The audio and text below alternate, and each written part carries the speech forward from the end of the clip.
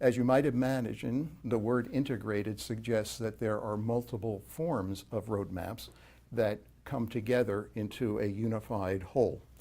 The integration part of it, or the separate roadmaps that we consider to be important, are number one, taking a look at the market evolution or the projection of the market evolution out into the future. You might consider that to be crystal balling a little bit, trying to make an understanding of what the market's needs are going to be, how demographics will change in whatever product innovation you do. So the first part is to try to develop an understanding or your belief of what the market's going to do into the future. The second part is to translate that into the products and service types that would be needed to satisfy that evolving market. And the third part is to do a roadmap on the existing technologies that an organization owns and has the right to leverage in your product development, and to determine whether those strategies are actually going to be effective over the time horizon that you are looking at.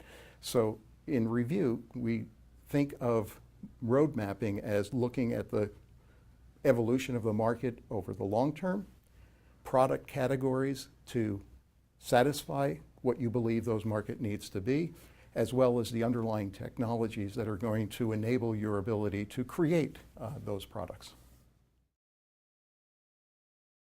A classical one that Bob Cooper has published is the following. A cellular phone company several years back exercised road mapping, and their first observation was, or prediction I should say, that over time, landlines, static landline phones, would give way to mobile technology at some point in the future. It seems a little comical today to be talking about this example because we all carry cell phones with us and many households don't even have landlines any longer. But put yourself back 10 or 15 years and that would have been perhaps a crazy thought. Mobile phones originated as car phones. They were large and clunky. They had limited utility.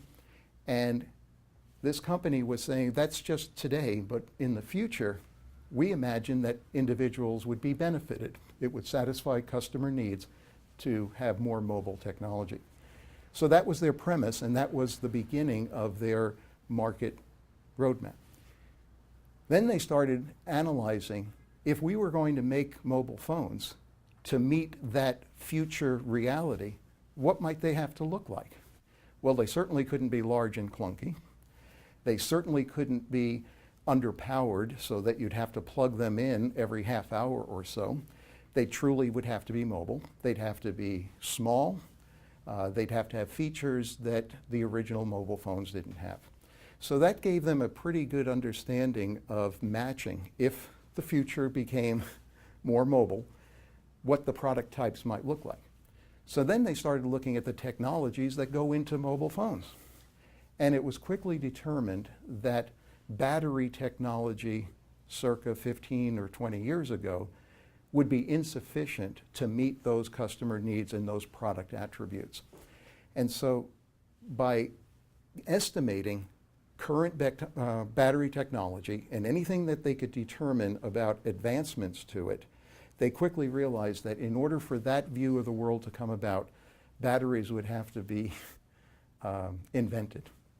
And so they set about with partnerships and their own internal work to actually try to execute that integrated roadmap. They believed that there was a good opportunity for that mobile technology to take over.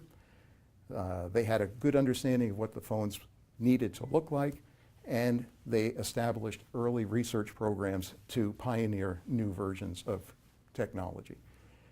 If this company simply did annual planning, there's no way that those pieces would have been anticipated and put together.